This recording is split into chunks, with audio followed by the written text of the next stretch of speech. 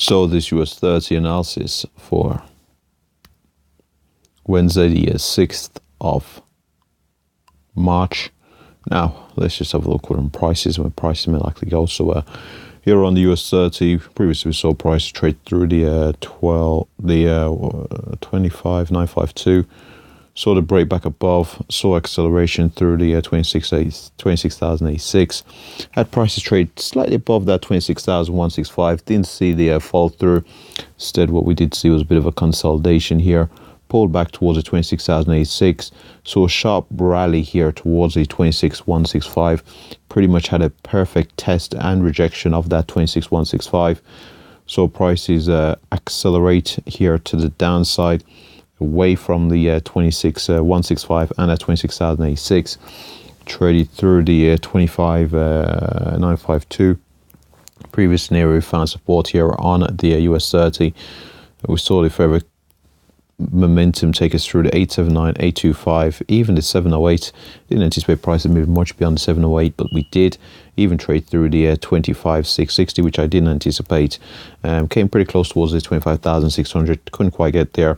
So the immediate pullback beyond that 25,660. So we trade through it on two occasions. Pull back from an hourly perspective anyway. Pull back above that level. Saw price retrace all the way towards that 25,825. Brief consolidation, forcing a break. Retest of 879. Pull back, retest of 879. Again, encounter resistance around that level. Currently, we've pulled back below the 825, and we do seem poised for another test of that 825. So if we do test, reject that 825, looking for a move back down towards the 708, 660, 25,600, 512. And if there is sufficient volatility to bring us beyond that 512, very next meaningful level of note is a move down towards that 25,439 here on the US 30. If we do see accelerated momentum here to the downside. On the other hand, if we do see a bit of a strong retracement / strong reversal, so if our current lows remain intact, and what we do instead see is if we do maintain somewhat higher lows above that 25,780, is it? Let's just see where that is. So 25,750. So if we do maintain somewhat higher lows above that 25,750, due to a break and hold of 825, looking for the retest of 879, which has proven itself to be resistance more recently. Successful break from there. We do have a previous area which acted as support, potentially encountering resistance around 25,952. But if we do see strong volatility here to the upside, 26,086 may just be tested, and previous highs in around the 26,165 would be the very next level to look at if we do see a pretty sharp reversal turnaround here on the US 30. Now, let's just have a look here at the daily chart. So on the daily chart here of the US 30, now we can see we've had the very strong move here to the upside over the past couple of months. We've gone into this consolidation. Now, we did see this strong move to the downside yesterday. Was it yesterday? Let's just have a look here. No, it was on the 4th, actually. It was 2 days ago.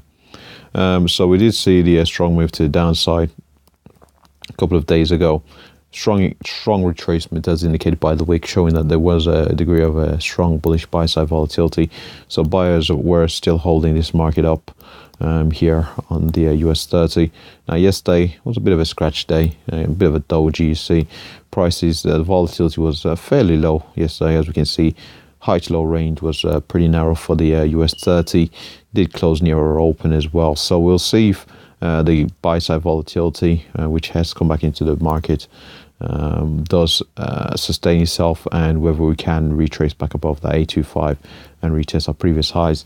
If we do fail, however, we may just see the previous lows tested, and we've mentioned levels that we are looking at here to the downside. If we do see a somewhat counter to the larger trend, and we do see a move to the downside. So move to the downside somewhat counter to the overall trend that we've seen over the past couple of weeks / months.